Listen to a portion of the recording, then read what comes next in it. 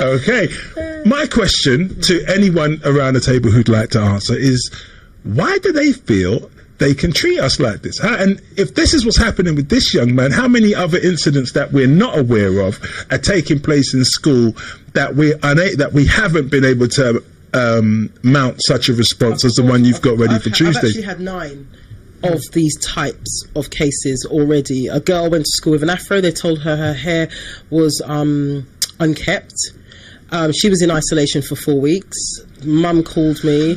I've gone to the school. New head teacher's just taken over. Charmaine's just rubbing her head and Asian head teacher, interestingly. And luckily that didn't have to go so far, because I was just like, be very careful on how you answer my question, because the question I asked her was, if this child came to school with a hijab on her head or her hair straight and long, would it be acceptable? And she went silent. And then, avoided the question, which was fine, but the child was back in class by the next day. I've had another one with boys with cane rows, boys with afros, girls with their natural hair. Generally, it's not uncommon. It's very, very common in schools. Some schools are slightly more okay. I've had ones where girls have gone to school with blue in their hair. And it's like, well, look, if it's not part of your school colours or uniform, then take it out, because you're just being ridiculous now. You're trying to push those boundaries. Even though my son can go to school with a blonde Mohican, but that's besides the point. But the school didn't say anything. I blame the parents. Yeah, I blame the parents too. And it looked fun during the summer, and I was like, oh God, we forgot to cut your hair. But no one said anything, and he had it for 2 years. But, that was a bit of the extreme, obviously, because as a boy, you don't need to have a blonde Mohican. I've struggled a bit sometimes, because I know I'm very appreciative of the work that you do, and I know much of the community are appreciative of it, because when there isn't anyone to fight, they call Cheryl and in she goes. But whenever I've gone, and people stopped calling me now, because when they call me, I turn up and go, they said what? All right, pack up the youth, then let's go home. Like, I just don't have any. I don't have any energy. Like, I know, I'm not dismissing what you're doing and the work that you do, but it's just so difficult, because I remember going to school once, and I told them, this was like early days, and I said, okay, listen, these are my children, these are Muslim children, so them little tighty whitey shorts, we don't do that. Here's some tracksuit bottoms. This is what my children wear. Then I'm like, that's standing, not a problem. Then I've gone to school, some kind of crazy play. The youth now stand up in front of me in the tighty whiteys. I told them not to put him in. So I'm standing there like, I'm just on fire on the inside. I have never abdicated responsibility for my children. But you, like, okay, I need a meeting. I had the meeting, and they told me about policy. So I stayed calm. But that's the last day. Like, I just told her in the meeting, all right, cool, that's your policy. All right, good night. Bye-bye, my kids aren't coming back. And once that happened, everything's fine. We've taken control. We have responsibility. And I don't know, I mean, what do you think in terms of us? I know, look, there are some of us who we can fight on many different levels. We can. But I just think that if we really work hard to create the spaces and those environments, we don't have to suffer such ignominy and indignity. It's just rude, but we seem to be sleeping our way through our children being destroyed. We're watching our children dying on the street. They're being destroyed in the academia system. They're being destroyed in the school system. They're being punished for the colour of their skin. Soon it's going to be unlawful to be a black child in school, because they're chipping away. If you look at it, if they're going for your hair in its natural form, what's next? It can only be your skin. It's too dark.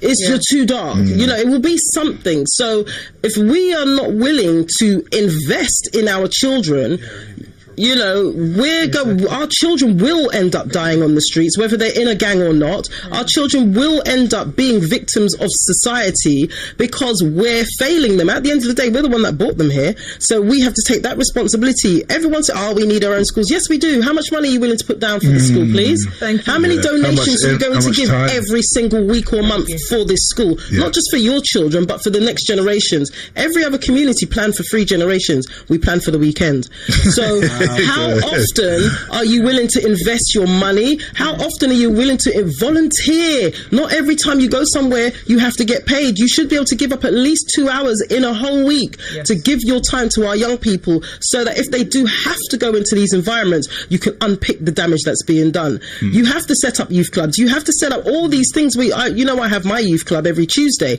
not just because kids need somewhere to go, but they do need somewhere to go. We need to hear what's going on in their heads, because if you hear some of the things that are going on in their heads and you actually engage with these young people, you will be shocked and alarmed. This over-sexualization of our children. Do you know that teach children about LGBT, bisexual behavior, same-sex marriages from 5 years old?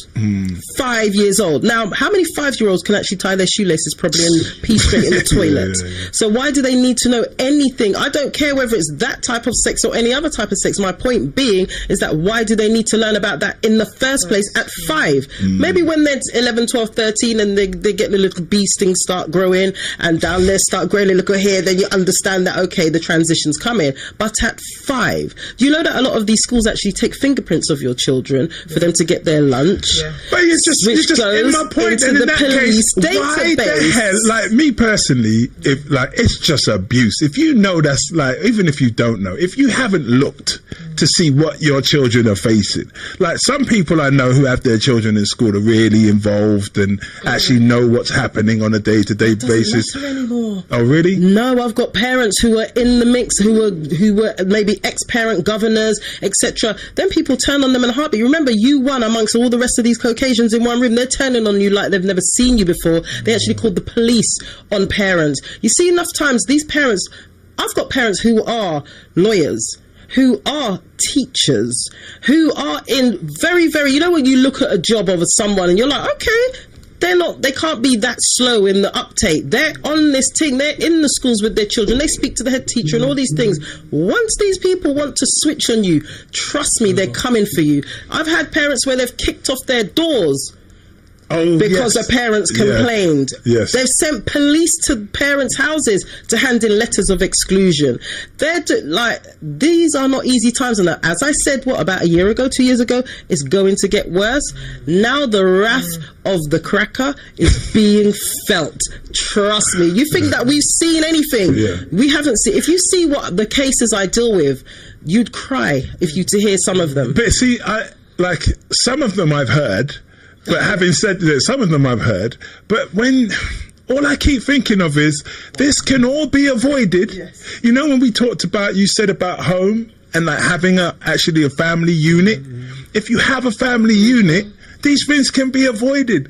You can, if you have a good relationship with the school and you really are happy, then great. But any minute that it's not working for your child, is there not enough love in your heart to change? It's not even, I understand that, but it's really, the question is more so around fear, because it's like there's a tremendous amount of fear. So we're talking about love, but it's the fear that's in people that's above it. Have I heard a scripture that says perfect love casts out fear? Boy. Is that right? I feel like I've heard that. A lot of them, trust me, a lot of these parents are scared. They're terrified. And this is what I realised for being in the school system is there's a level of deference that parents have now towards schools, to teachers. You may have a teacher that don't know nothing. Yeah. We had a teacher. Remember what Kay was saying, that they told her just go on Google and give them something. That's how it is. So there's parents don't really a lot of time don't fully appreciate their responsibility or their role, so they give it up. Like I said, when I'm getting Polish people coming to me my child doesn't listen to me, I need you to have a conversation with them, I need you to talk to them.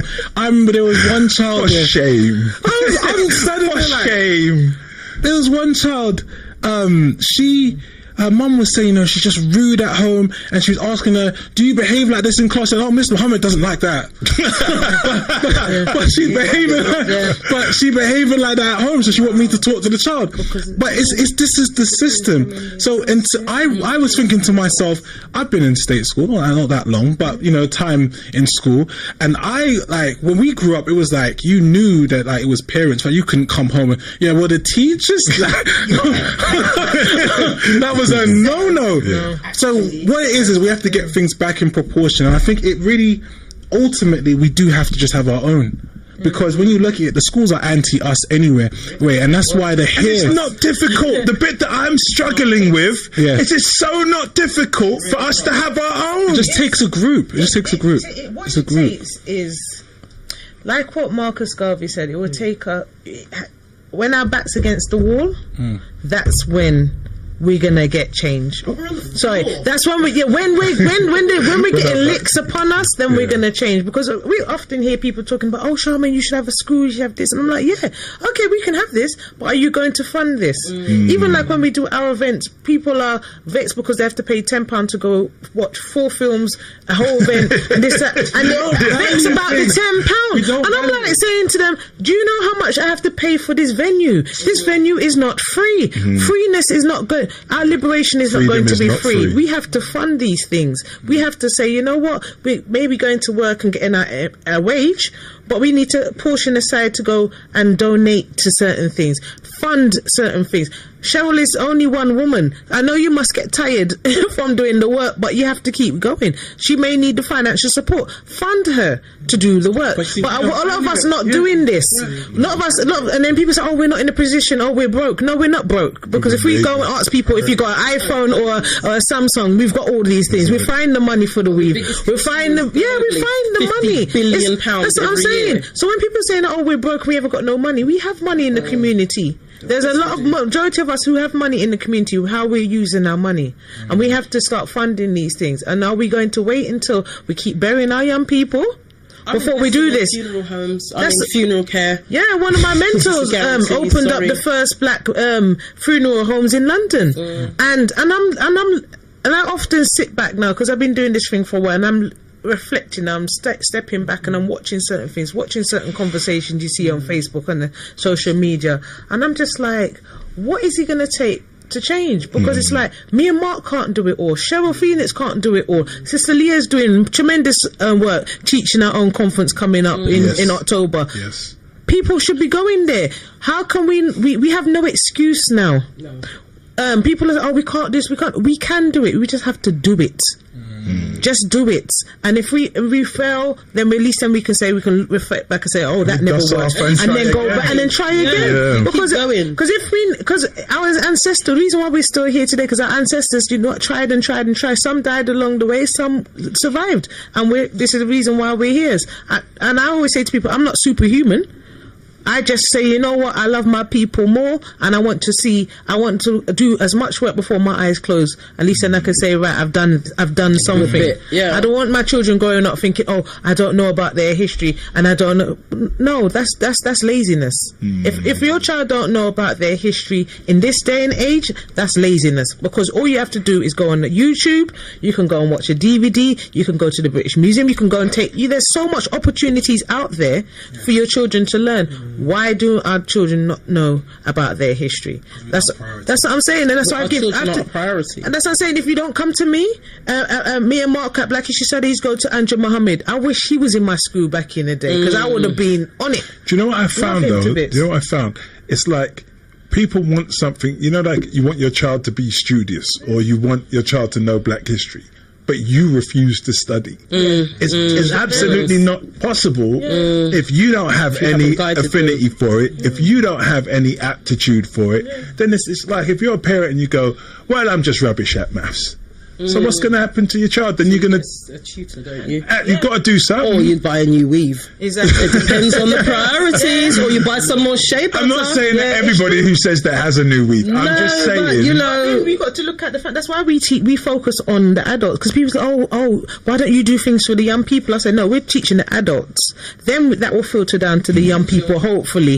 Yeah, that's the most effective way. Because my parents didn't sit me down and say, oh, teach me history, but I had music listening to in my house, and I had parents I had other family members that I can talk to, youth workers that I could speak to. Yeah. That was a big thing back in the day. That was a big thing. I learned my computer skills from Wembley Youth Club, just up the road. If it wasn't for Junior Collins, Molly Barnaby, Jason Dale, all those people, if it wasn't for those people, that I wouldn't even be here sitting down here, because they gave me the start. I was doing voluntary youth work for years. years, became a part-time youth worker, took groups abroad. I love doing youth work, and I even miss it now. And I always say to Cheryl, if I could find the time to strap the children to my back, I would be at the youth club, because I love that and I miss that, and I see the value in the youth work and youth engagement.